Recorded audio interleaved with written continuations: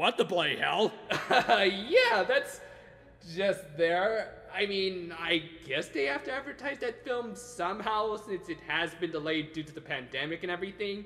But still, should we count that as the first crossover between these franchises? Man, I was over dramatic like a year ago, but I'm just glad I'm not like that anymore. Right?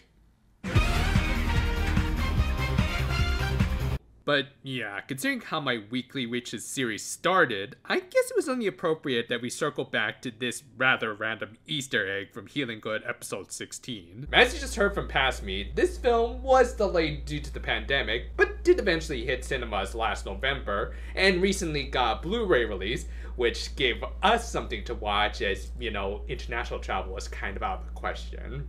That said, I am heavily going to limit my usage of clips in this review, as one, I get the feeling Toy is watching my videos and will jump at the chance of copyright claiming this, and two, I do kind of feel that a simpler format is more appropriate for this film. I actually don't want to do a full-on plot summary like I usually do, as I think for a film like this, you need to see it for yourself to make your own judgments. I certainly have very personal feelings for aspects of it that I don't think everyone else will have. That said, what exactly is this, and can it be enjoyed by anyone who, you know, isn't trying to review it on a bi-weekly basis like a madman?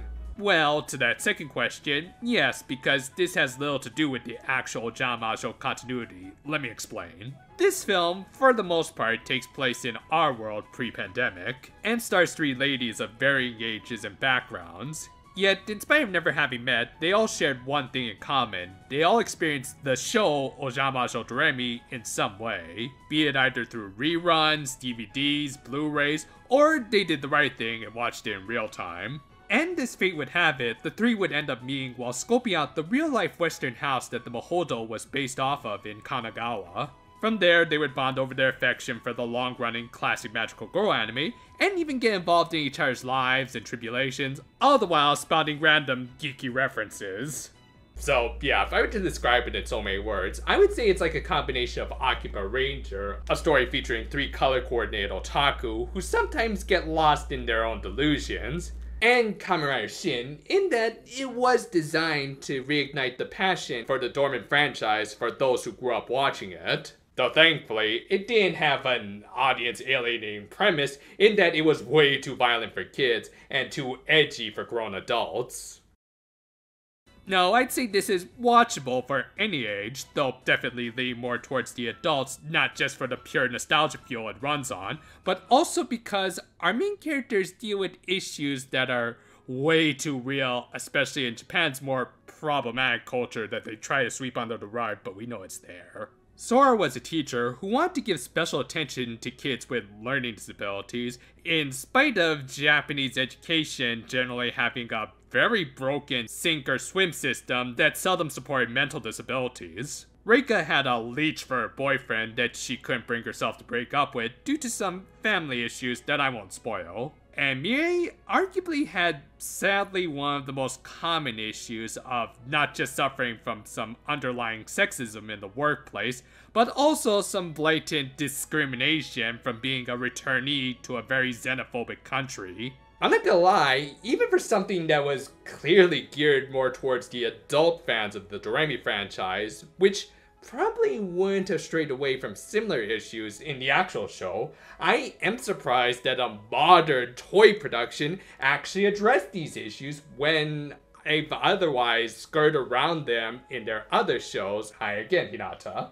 The three real-life witches' apprentices themselves were very likable characters. Takashi Yamada, pen name Midori Kuriyama, came back one last time to the franchise he helped create to write for these sort of XBs of the original trio, with each stating who was their favorite Ojamajo. Surprisingly, the yellow and blue were kind of reversed, but yeah, like most fans, they admitted that their favorites were based off of who they related with the most. And that's the thing, these ladies were written like actual fans of the franchise, often spouting random tidbits from the show, and even visiting multiple real-life places that were used as location shots for the series. Thankfully, their geekiness wasn't their defining characteristic like it would be in, say, a bad sitcom, and for the most part, they were written like real people. For the most part. Yeah, one minor gripe I have with this film was that despite it clearly wanted to be a more down-to-earth story with even some very, unfortunately, real-life issues, it sometimes seemed to forget that it took place in the real world and not the world of the Ojama show. And no, I'm not talking about the moments when they fantasized about the anime. Those were actually handled really well, especially the ending, which generated the second most emotion within me. More on the first moment later in the video.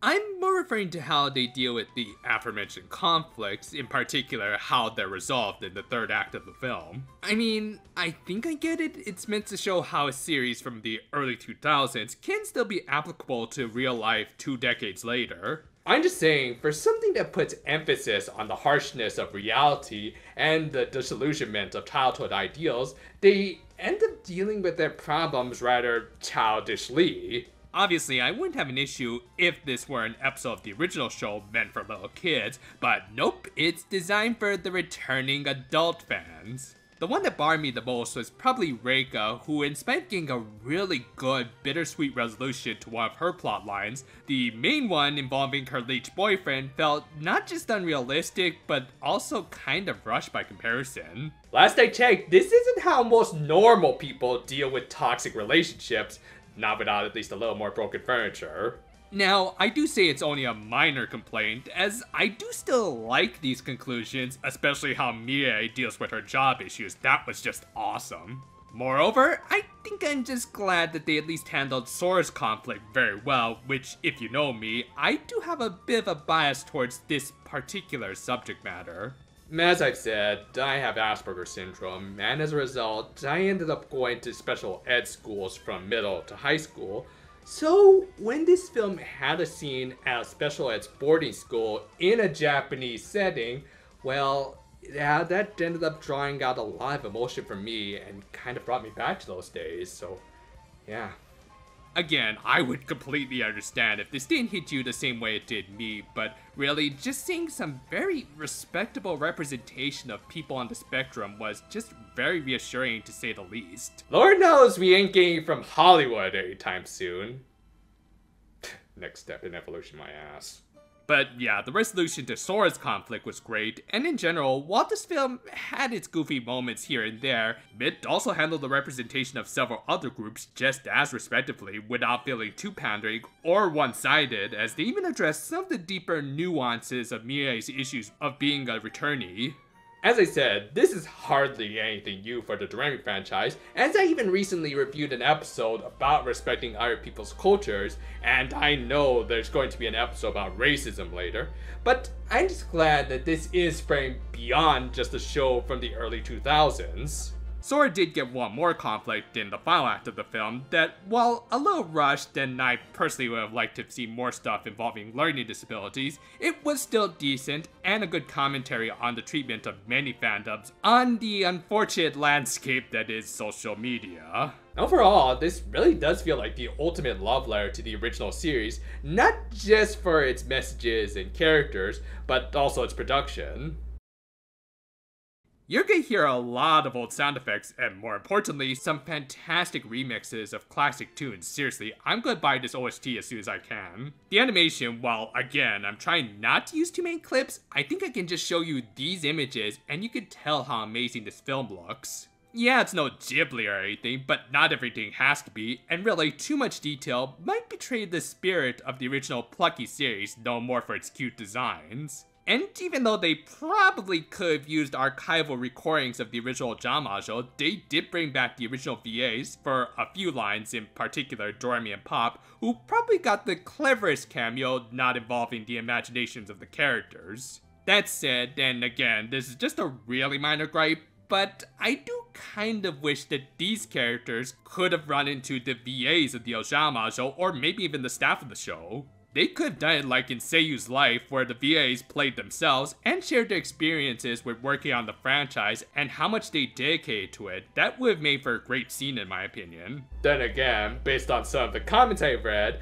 I think having them run into, say, director Junichi Sato might end up drawing a little too much salt from some. Still, those scenes aside, this was a fantastic movie that can stand on its own whether you're a fan of Ojamajo Doremi or not. I think for many non-fans, they could just replace it with any series they're into and just appreciate how this is a respectful look at a fandom, acknowledging that while we will grow up and that there are things that just can't be fixed with magic, we can still find comfort in those feelings of nostalgia that remind us to just keep moving forward with our dreams in some form. By the time this goes up, it should be either Friday night or Saturday morning.